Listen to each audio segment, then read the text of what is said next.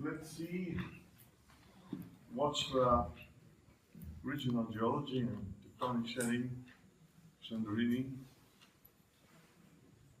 the Aegean, behind the Hellenic Arc, and wow, this is a very general view of the Hellenic Arc. We have the trench here, the Hellenic system of the trenches, which are about 4, maximum 5,000 meters depth in southwestern Peloponnese.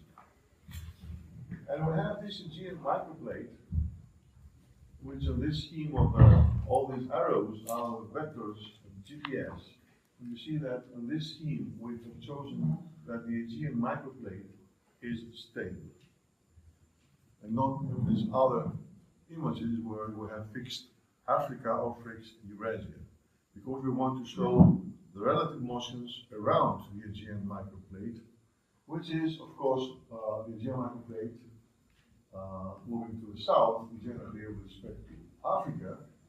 But here you can see that both the Eurasian plate and the Anatolian microplate on the other side, they are just moving relatively to the Aegean plate to the north, which means this is opening, which is going to the south relatively to the others.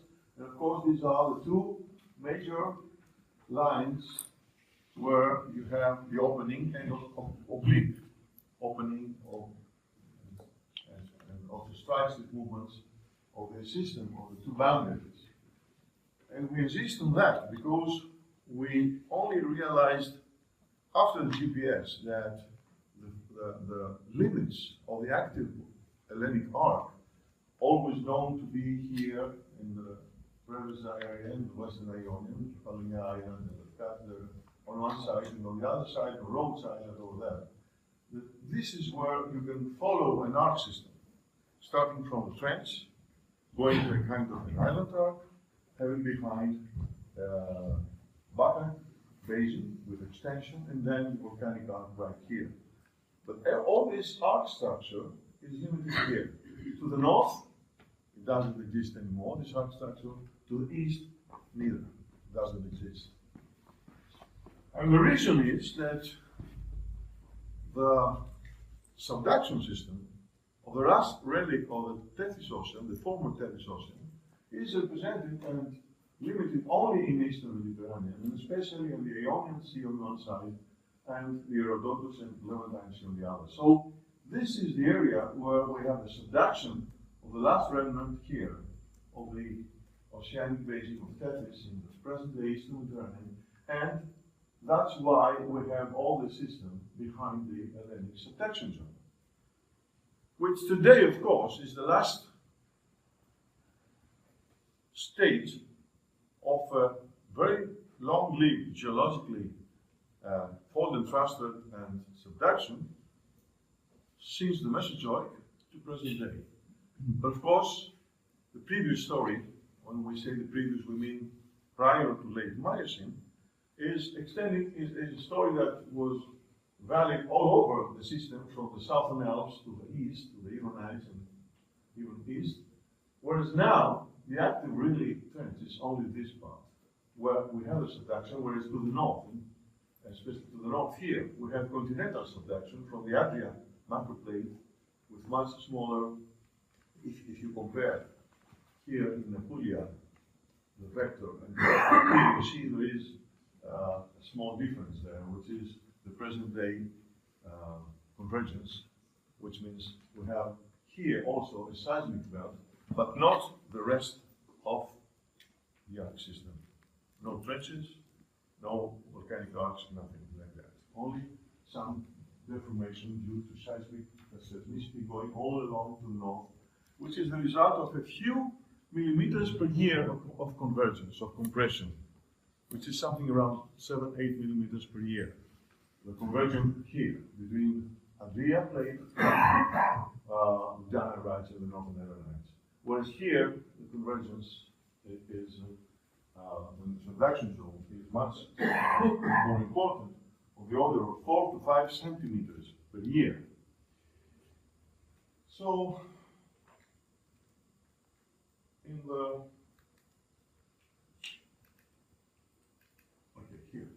This is now a more detailed map of the geotectonic status of the Hellenic arc. You see that this is the limit here, which through the central Hellenic shear zone passing through continental Greece in this area, we connect the northern boundary of the subduction system here with the northern Aegean basin, Aegean here, and continues to the well-established North Anatolian fault in northern Anatolia, in Turkey, over there.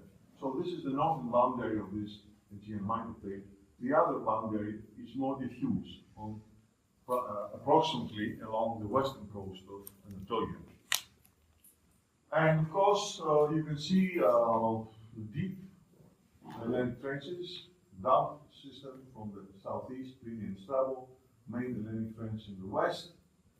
The mostly elevated area in the front of the Aegean plate here, from Ionian Islands, Peloponnese, Crete, and to the Canid up to Rhodos. This molassic background basin here, with extension, which was created approximately in late Miocene, about 8 to 6 million years, maybe starting at 10, and just behind the last member of the arc, which is the volcanic arc. We are right on the center of here in Santorini, and the other volcanic centers you see there is the Saronic Dome here, Methana, and Susaki, Milos, and Nisios, of course, on the eastern side of it. Inside there is no other effect of this subduction system on the trench system, but it is just the core of the Aegean microplate. And well, here you can have the other option where you have African plate stable, and the yellow arrows are with reference to stable Africa and not stable Aegean as it was the previous one. So you see that the volcanic arc is at a certain distance of approximately 200 kilometers inside the system of the Hellenic trenches. So conventionally, we consider this zone of the trenches as representing the major tectonic contact between the African plate, which is subducting, and the Aegean microplate, or if you like, the Eurasian plate, which is the overlapping plate. Although, just to the south, we have this East Mediterranean chain, which is, or ridge, it was known from the morphological point of view, ridge, it's a chain, in fact, which is it's an accretionary prism, and all this now is a superficial wedge, which is just moving to the south. So in fact, if we want to say, where are we on African plate, without the intermediate presence of this wedge, we have to go here in the Ionian Sea, or here towards the Levantine Sea, where if we drill, we get to the real African plate without the presence of this wedge accretionary sediments. So looking at the cross-section very schematically, we see the subduction system and the last relic of the Tethys Ocean in the Eastern Mediterranean, the system of the Hellenic trenches, the island arc there, the Cretan basin here, and then the volcanic arc right here where we are, the last part. Now, inside the trenches,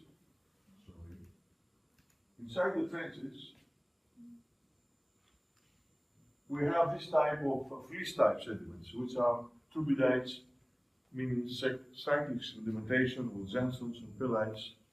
And of course, these are oligocenoids found in Carpathos, but this is the type of sedimentation we have in the trenches even today.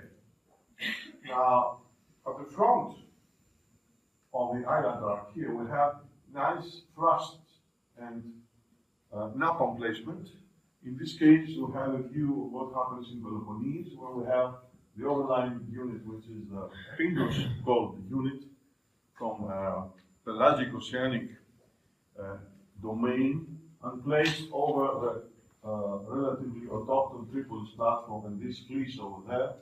The emplacement took over in early Oligocene, and this transport is several hundreds of kilometers dimensions distance. Now, At the same time, we have at the surface several deep tectonic structures like this nice fold here, recumbent isoclinal folding, with metamorphosed units in a depth of about 15 to 20 kilometers, which now is, of course, outcropping in Crete, and it was this deformation and metamorphism, this tectometamorphic event, took place around the early Miocene, about 25 to 20 million years, and then it was uplifted to the surface. So that's deep tectonics. The superficial events is this. Oh, sorry, again. Superficial events is this beautiful chevron folding here in sequence with pelagic limestones and radiolarites, so it was easy to fold. But this is superficial structures on the upper 5 kilometers. This is deep structure, always at the front of the arc, moving to the south. If we see active structures and active deformation, then we have to see what's the deformation in the, let's say, shorelines, recent shoreline. This is the shoreline that existed, you see, several meters above present sea level, which is related to a major seismic event which happened during Byzantine times in Crete, and some other places are the same, structures like that. And of course we have, this goes together with the famous gorges of Crete, which are trying just through linear erosion to arrive to the sea level as a base of the dynamic system here. You see where is the former land, the former landscape, kind of plains, the erosion, and how the blocks, the uplifting blocks, are incised by the rivers trying to get to the sea level, always perpendicular to the main fault. It goes right parallel to this coast. It's an east-west major fault which is uplifting the southern coast of Crete, and of course subsiding the Mediterranean in the south. Beautiful scarps like this, vertical faults, can be observed throughout the uplifting area, the Crete, also the other areas like that. And if we see what happens inside here in the Cretan Basin, just south of Santorini, where we are here, we can see here there are sequences of sandstones, conglomerates, and marls, and whatever, also including some evaporites and Abyssinian, which are the so-called molassic sediments. They have been deposited unconformably over the pre-deformed alpine structures. And of course, this scenery comes from continental Greece. It's the famous area of Meteora in Kalambaka in Thessaly, where famous monasteries there. And these are beautiful several hundred meters of conglomerates of Aquitanian age, between 24, 23, 22 million years old. And so this is what is today the kind of sedimentation in the deltaic prisms inside the Cretan Basin, both with material, detritus, both derived from Crete, from the south, and from the Cyclades and adjacent areas from the north. And finally, we have a volcanic arc. At the back part, the volcanic arc, which is developed parallel to, just behind the margin, the northern margin of the Cretan Basin. It's at the depth of 180 to 200 kilometers. The generation of the magmas has produced from the front of the deep earthquakes, the immediate depth earthquakes, which is approximately this depth. As approximately where above, you can see the existence of the volcanics from the depth of 180 kilometers at depth. And of course, this is Nicios, entirely volcanic island, because in Santorini there is a fine basement. It's not an entirely volcanic island. Nicios did not exist at about 500,000 years ago. And there are some craters, like this is the more important crater from the center here of that former caldera formation in Dimitrios Island. So that's a complete picture giving all the aspects about the present day geodynamics and their distribution in a cross section here, but also on the map I showed you before, where we have the subduction zone and where we can follow the earthquakes from the active faults, and where we have volcanoes, and of course where we have sedimentation in opening basin, where we have compression at the south, extension in the north, and all that. So the whole geodynamic context is very well structured in these parallel zones from the contact zone to plates in the south to the final product, which is the volcanic arc in the north, looking interior of the arc. Another interesting feature is that we know the present day structure, like Santorini and the other volcanoes, for example. Yes, but this is today. As I said, the history of the Hellenic arc and plain system goes back to the Mesozoic. The early deformations of the so-called Paleo-Alpine period are already well dated in the late Jurassic and early Cretaceous times, and then since that period we started to have slowly in the early Tertiary well-defined arcs which gradually migrated to the present position. One easy way to follow this transition is this migration, if you like, is this map which shows the present day. When I'm saying present day, I mean 5 million years, Plio-Quaternary period. This is the present day volcanic arc here, with some Pliocene, not Quaternary also there. And then the late Miocene here, the late Miocene in that area, the Oligocene, early Miocene there, and the late Eocene to the beginning of Oligocene in the north. So you can see how the volcanism migrated in the last approximately 40 million years from the northern coast of the Aegean, in the area of Alexandroupolis and Kavala and Thassos and all this area there. That's where the volcanism was 40 million years ago, and where it is today. So this distance is approximately 400 kilometers. And we have 40 million years of migration we can follow. So you can see that each 1 million year we have an average migration of 10 kilometers to the south. And well, it's easy if we say here in Santorini Gulf to see how in southern Attica, in the famous Lavrion area, where we had the granites and they gave the mines on the Athena, which gave all the silver, and that's where her power was to do what she did in classical times. That was related to 9 million years old granites, including and giving the mines.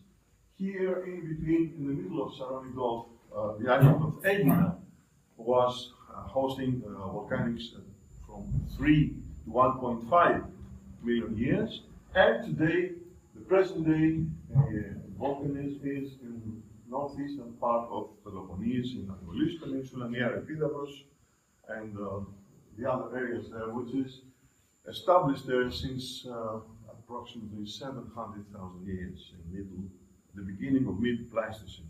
So even in this small distance, you can see the migration within the last 10 million years. And here in Evia, it's already 15 million years, the former volcanics. So this is to give you this process of continuity. We are not just here coming from nowhere. We have a long history, long way of migration, and it's interesting that the structure of the arc and fault belt of the Elamites, related from the subduction system, of course, is always there, the geometry and everything, with small changes. What changes is the constitution of the crust, which makes up each time, each period, this system.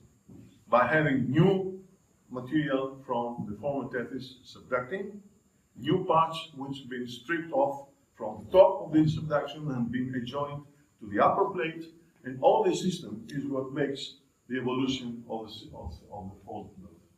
From throughout the tertiary, at least, this is very clear on this scheme.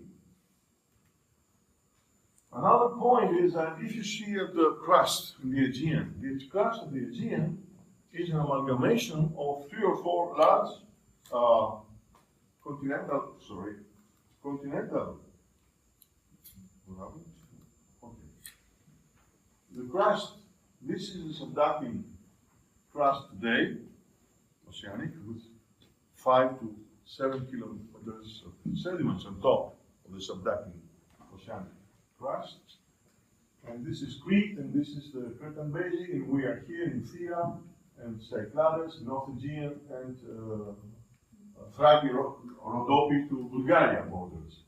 Now, all this is the Aegean crust, continental crust, of course. Yes, but this continental crust was formed during this last 50 or 60 million years, and it includes large fragments of microcontinental blocks, which are continental terrains, plus thin stripes of ophiolites and related sediments metamorphosed, not in between. So these dark colors, blue and green, are the sediments and the ophiolites of the oceanic basins belonging to the Tethys Ocean, and these large blocks and the light blue are the continental terrains and the overlying shallow water carbonate platforms. All the platforms have been, of course, deposited on top of continental crust, and these are blocks that migrated from Africa to Europe throughout the system.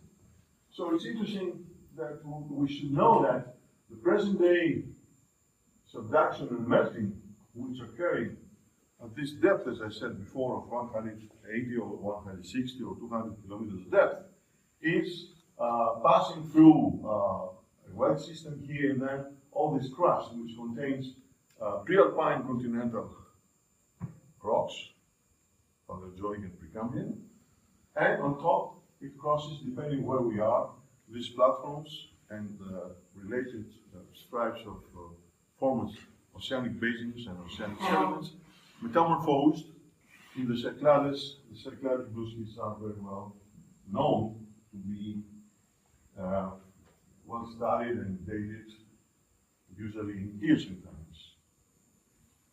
So now we're going to focus more on the arc.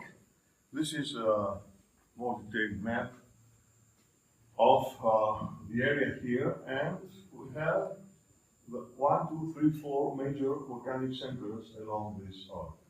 You see, all of them are just north of the Cretan Basin here, between Crete and the Cyclades. So, Methana, Elina forward, Susaki. Now, Methana is in fact the most important active volcano there. Milos and surrounding 4 or 5 small islands in this position. Santorini, which is not only Santorini, but it includes also Kristiana to the southwest and Colombo to the northeast. So it's more than 40 kilometers long, the volcanic structure, where Santorini is the central part, but it's not only herself, by itself. And in the east, it is Nisios and Galilean, some parts of Kos, the other parts of what we call Aegean volcanic arc of today, of course. And, well, it's interesting that the last 20 years, working on offshore, we've been able, and that's exactly Evi's thesis, one of his work, trying important first studies in Greece to study in detail offshore volcanism.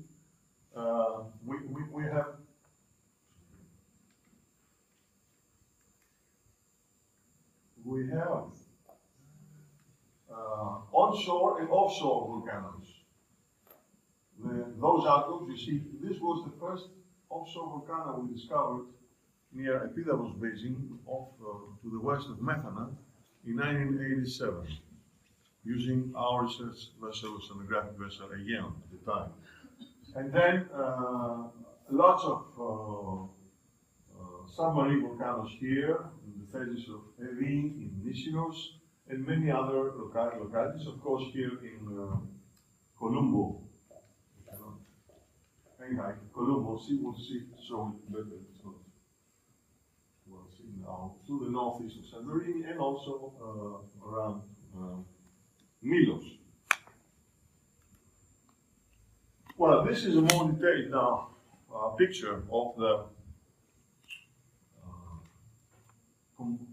bathymetry. It doesn't show the onshore, it's offshore map of the whole area. And you see that, in fact, we are here, and especially here now, in this room, on Santorini, but there is Christiana to the southwest, Colombo to the north, and a number of smaller craters extending several kilometers, more than 10 kilometers more to the northeast. So there's a whole zone here, trending northeast, southwest. And the question I just posed to Alessandro previously was that here, almost every dike existing in the caldera we shall see in Monday, all around, and also in the active faults and all the structures, it has this northeast, southwest orientation. There are no radial structures, dikes, there are no other things. Just a zone, few, maybe within 1 kilometer width, which you can follow from the southwest to the northeast here. And it coincides exactly with this alignment of the Colombo and other submarine volcanic craters to the northeast. And of course, all this is inside a graben structure between the Cyclades in the northwest and some other islands in the southeast. So it's important how this Santorini with Colombo and Christiana volcanic centers is a northeast zone which we can follow several tens of kilometers and which is within a major neotectonic and active graben in the system. Now, this is the schematic section we presented a few years ago, and it's approximately this, from Ios, which is Metamorphic Island to the north, down to the Cretan Basin to the south. And you see this is the section, and you see that on the section there are two separate magmatic chambers at several kilometers depth, 5, 6, 7. One below Santorini, which is related to the present-day volcano Kameni and all the area here in Santorini, and another one in the nearby Colombo, which is approximately 10 kilometers to the northeast. So that's the and of course on top the volcanic rocks, either inside Santorini and the caldera, or in Colombo, in adjacent smaller craters and some extrusions, some volcanic intercalations into the basin of Algos Basin, we call Aquamoros, which has more than 700 meters of thickness of sediments of Plio-Quaternary age, and which shows that present-day volcanism can be extended far back in time, at least before Middle Pleistocene, probably also early Pleistocene. Now, leaving that, which is the very recent structure, we have, you see the two schematic red lines with the arrows showing the graben structure, within which Colombo is included, and the deeper part of the basin, which is more than 1 kilometer of thickness of the sediments, the yellow of the sediments. And then you see that we have to the north, that means to the right, in Ios, we have the gray color, which is the paleozoic basement I told you before, of this terrain, dated as Carboniferous, made of schistose granites. And on top, the blue are the famous blue schists of marls and schists, mica schists, and other rocks associated in the Cyclades units. So this is what this holds on for the entire Cycladic area up to Attica in the central Aegean. But now if you pass on the other side, the situation changes. Fortunately, in Athenios port, right here, we have an outcrop we shall see on Monday, which shows approximately 150 meters above the present sea level, outcrops of these blue schists. We shall be able to see, you see the blue below Santorini belongs to this outcrop of Athenios. And this is absolutely equivalent to the Cycladic units to the north, like Capnios. Now, just above, we shall also see Prophytis Ilias mountain and structures. There we have carbonates from Triassic to probably Cretaceous, with some fleece, tertiary fleece, Paleocene tertiary fleece, which form a separate unit shown in this brown color. This brown color on Santorini is the top. We are just below the top, this top. Pyrgos is built on the foothills of this mountain of Santorini, which is Prophytis Ilias. Usually Prophytis Ilias are the highest peaks in every place, in every island. And the highest is just here, Prophytis Ilias, very close to where we are. And it's made of those brown color limestones and fleece, messengerite. Slightly metamorphosed or no, very low metamorphic overprint. And above that, you see there is a comment to the mauve. Perfect. Anyhow, that color, I don't know, you okay, fuchsia, whatever you say. With numbers 3, 4, 5, which we can observe in the nearby island of Anafi. If you just go out and see, look to the east from here, you will see a close island here, which is Anafi, and which is made of a little brown, because the fleece, the same we have here in Santorini, in Prophytis Ilias, exists at the base of Anafi structure, and on top we have 2 or 3 other units, metamorphosed, but not high grade, very special metamorphism in the late Cretaceous and not tertiary like the others, also on Anafi Island. So these are the units you can see on the crust from the alpine structure, which has been established throughout Eocene and Miocene in this period, and on top the younger sediments in yellow, which are basically plio-quaternary. As long as we see the structures inside Columbo and Santorini on this Amorgos Santorini graben and basin. Whereas to the south, you see there is a major red line of fault separating the Cycladic plateau, where we are, from the Cretan basin. There in the Cretan basin, that yellow to the south, southwest, you see it's much thicker. Why? Because it starts from Tectonian and ends up to today, including in the Messinian several hundreds of meters of gypsum and evaporites, just like the whole Mediterranean basins at that period of the Messinian.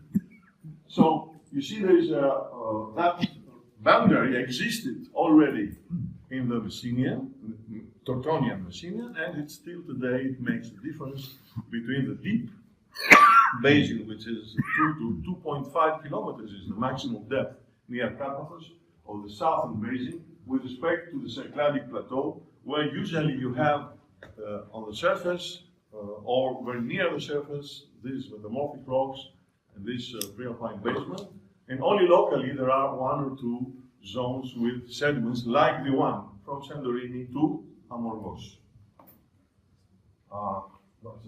So this is a geological map of Santorini. You see that most part of the island is covered by the pumice, the volcanic product of the last Minoan eruption 3.5 thousand years ago, which covered everything, this yellowish-brownish color. And then, of course, in the walls of the caldera, we have the succession of the middle-upper Pleistocene volcanic activity with lavas and pumices and alternations and things like that. We shall see on our journey around the wall of the caldera. But of course, the Kameni at the center, which is post-Minoan eruption volcanics. That's where the volcano is in Santorini, is been producing new lavas since the first century, practically. We see up to now, and the basement that I said. Unfortunately, we cannot show anything, but no, the uses.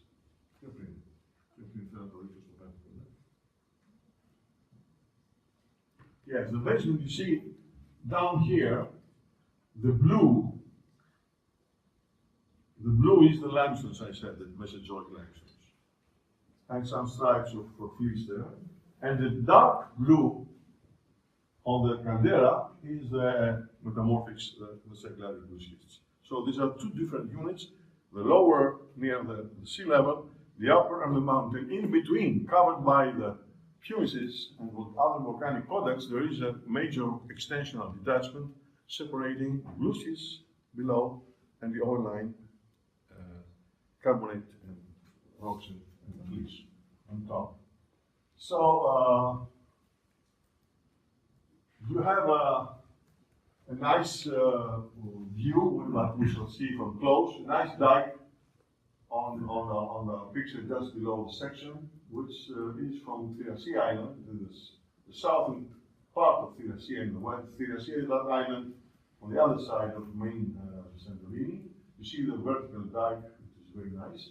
And on the other side, on the middle picture, we have the zone of a fault, the columnar fault separating central southern block from northern block, and one of the views of those system of dikes, anechelon, anastomosing, and all that, similar to what Alessandro showed from other cases, with all the system of anechelon things, and you see some dikes which end up to the, as though they come from heaven, you understand? That's the way to make people realize this peculiarity in the geometry of the system.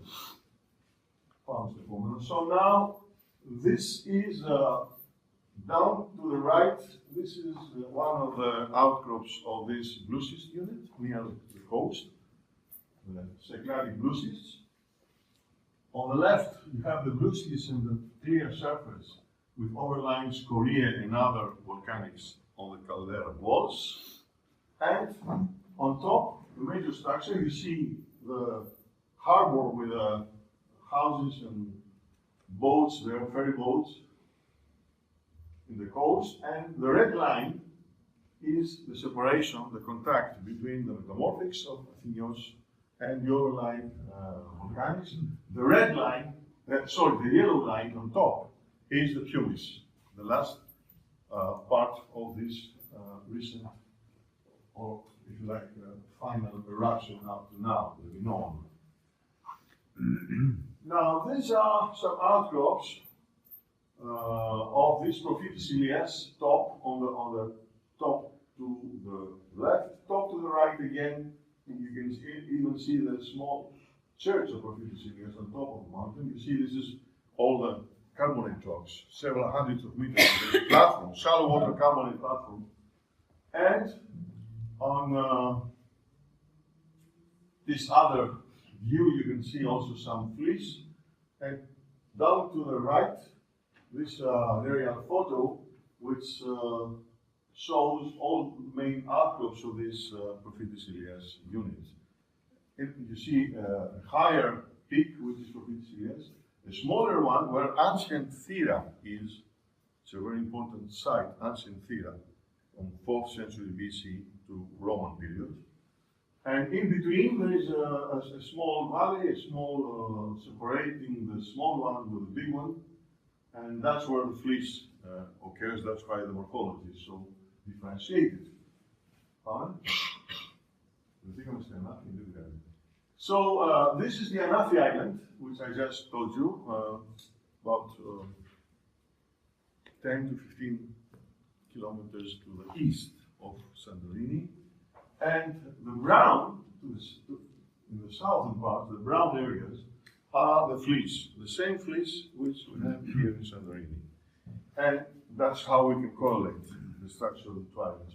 All the other units are above this fleece, and they are slightly metamorphosed, as I said, with a metamorphic event of 70 million years old, that is within the late Cretaceous. So this is a very characteristic unit which you don't find in other places. It's difficult to correlate with other units in the Cyclades or in Crete.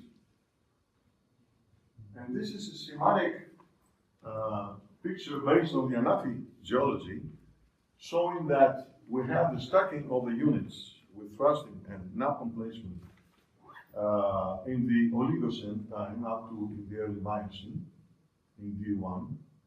And then in D2, we start to have extensional detachments that bring the top of the units down to the base, together with some first sedimentary sequences which are continental, not marine.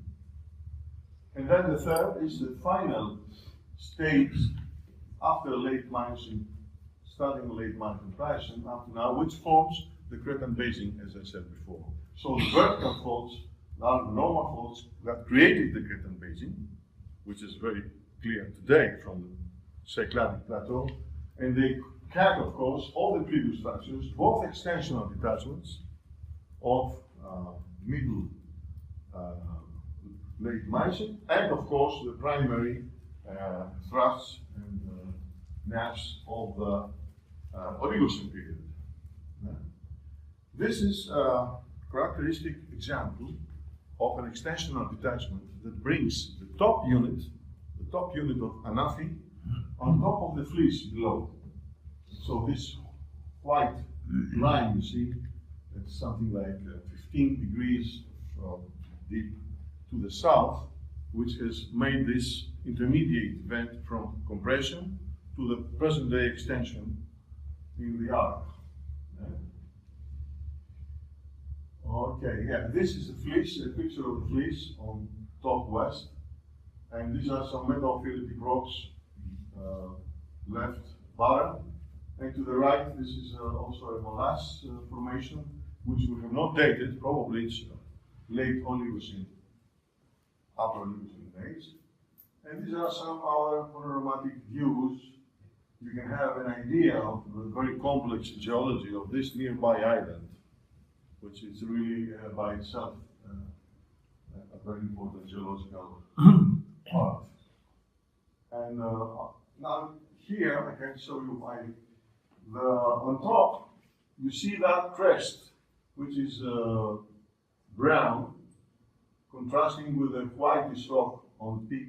All that crest to the brown are those, it's several hundred meters of continental sediments, probably of upper Miocene age, which means the area here was all eroded, and it was land, and it was unifying Minor Asia, Anatolia from the east with continental Greece, and then started the collapse of the Aegean and created present-day structures. So it's important that these continental sediments show a major part of the paleogeographic evolution of the area. Unfortunately, it's only on Anafi we can observe them. And this is Chios now in the north. You see this brown color is the schistose granite, dated Carboniferous, 310 million years. These are datings. And with tectonic contacts, very complex, because it was first napalm placement and then detachment faults, extensional detachment faults. You have those gray colors alternating, which are the mounds and the schists, mica schists and blue schists, like the ones we have, as I said, in Athenios. Okay, below, to the right, that's a good outcrop of these carboniferous granites, schistose. Bottom to the left, you have a nice athletic dike carrying all these granites. Top to the left, you have the succession of marls and schists in the foreground, you see, which are sitting on top of the granite, paleozoic. And to the right, you see just near the coast of Chios, on the opposite side of the port and the capital of the island, a nice brecciated zone, cataclastic zone of several meters up to even 20 meters thickness, separating the basement rocks of Paleozoic age from the Mesozoic glucids on top, which shows that the final tectonic contact of these two major units was maintained and shaped in shallow tectonic level. It's not Milonite or something, it's really cataclastic rocks. And the end of this is about the Cyclades. This is the island of Paros. And if we look at the northern part, northwestern part, on the map, you see those red colors, which are Miocene granites.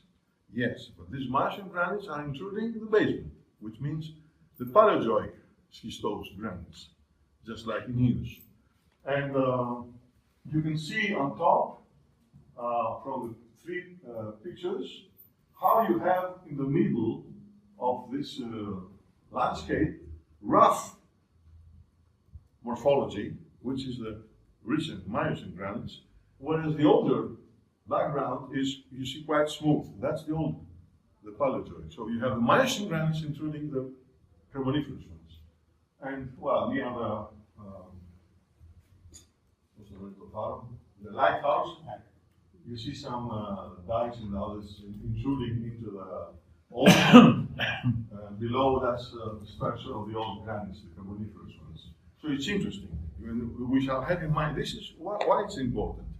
Because this picture, which is now 50, 60 kilometers north of Santorini on Paros, shows what happened during Miocene, when these granites intruded the basement rocks and other rocks of the Cyclades. And of course, this is what we expect today to have at certain depth, a few kilometers, with a new present day Quaternary and Holocene granitic rocks intruding the same basement, all the other rocks in between. So, having these images, one can try to figure out what happens below and see whether the models and whatever making is somehow justified by what's the observation for 15, 12, or 10 million years ago, the age of these granites.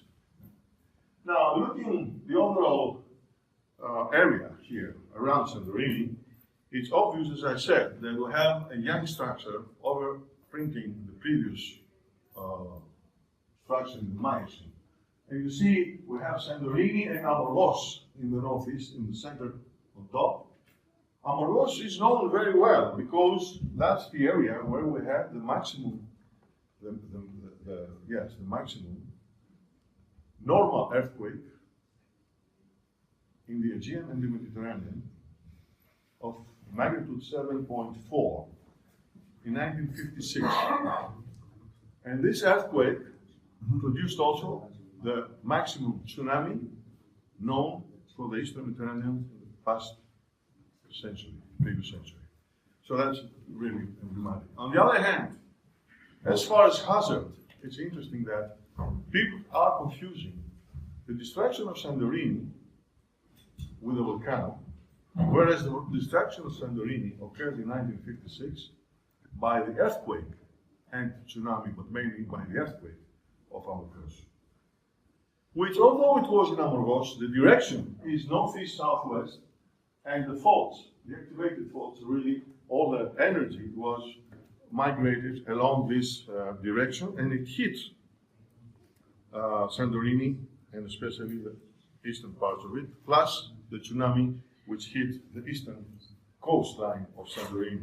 So Santorini was destroyed in 1956 and was semi-abandoned for several years until tourism started to regenerate it, and you see where we are today, not by the volcano, but by a tectonic earthquake, which is of course related to the volcano because this earthquake makes the major faults that have subsided the graben inside which all the volcanism is controlled and developed.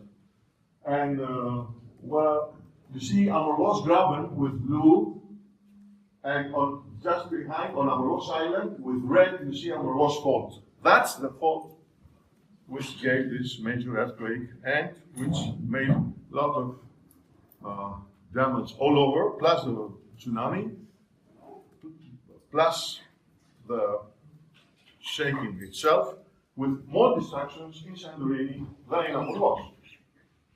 And you see that this is a zone quite almost 30 to 40 kilometers wide and quite long zone.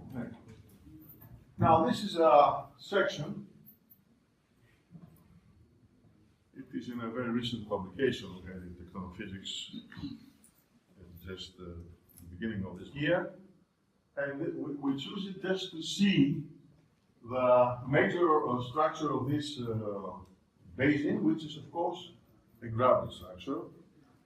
Usually it is a half graben, semi-graben, and you have the faults there which have throws of more than 1 kilometer in the last period of the Quaternary.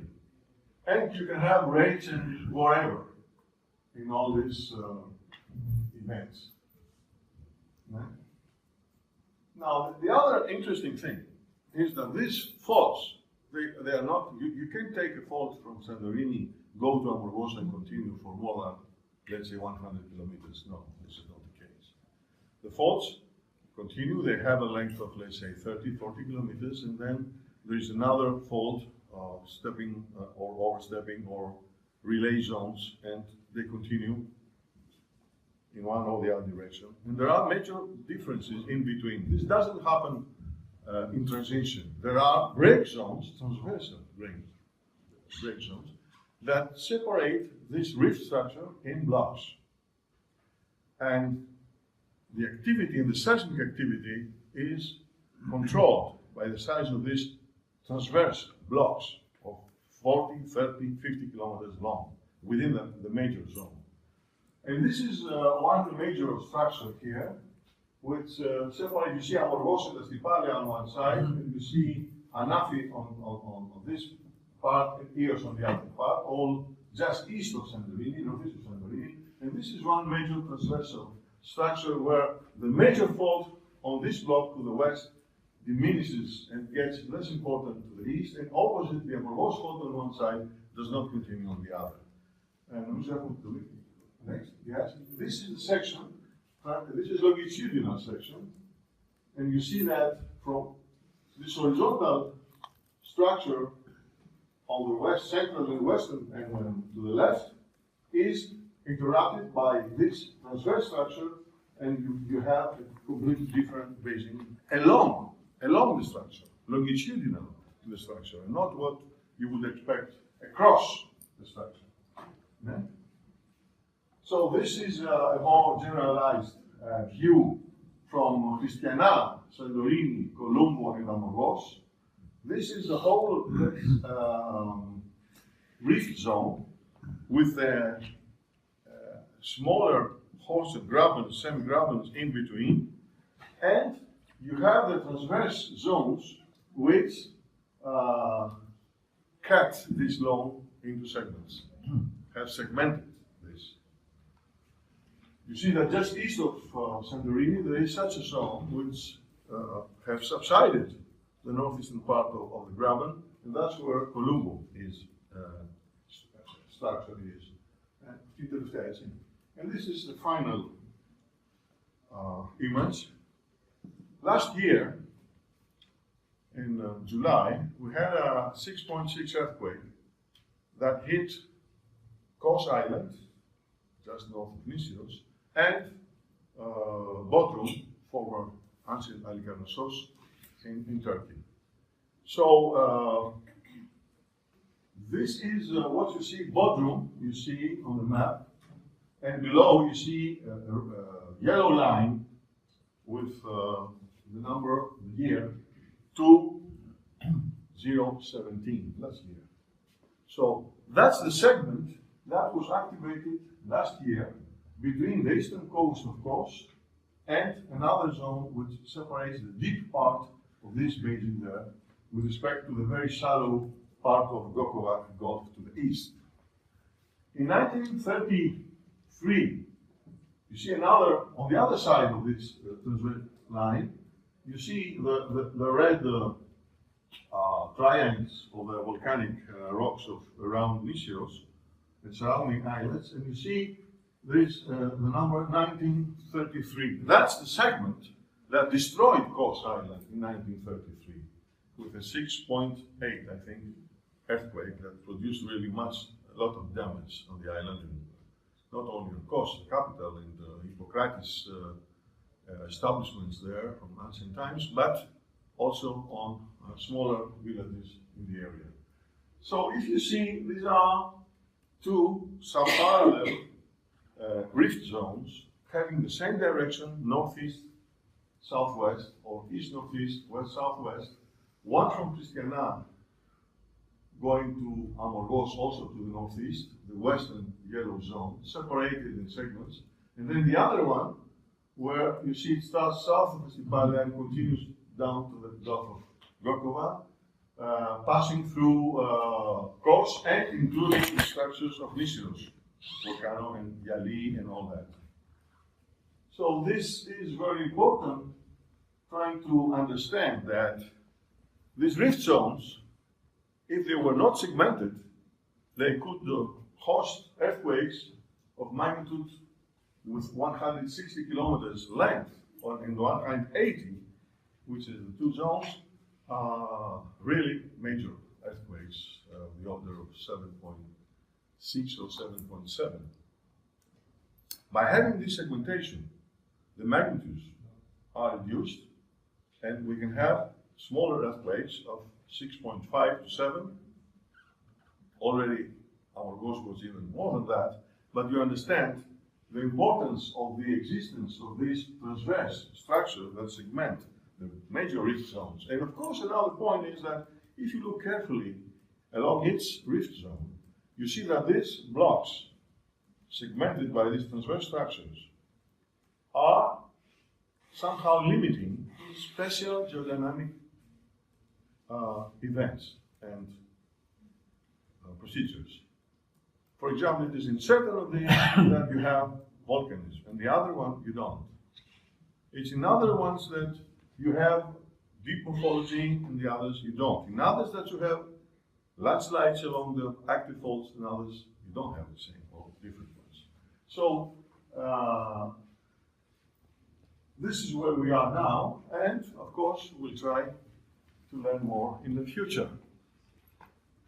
I have not insisted at all on the offshore because Evie is going to talk about it and will show you beautiful examples of this offshore structure and mainly of this offshore activity, volcanic and other activity. Okay, so I'm ready to answer any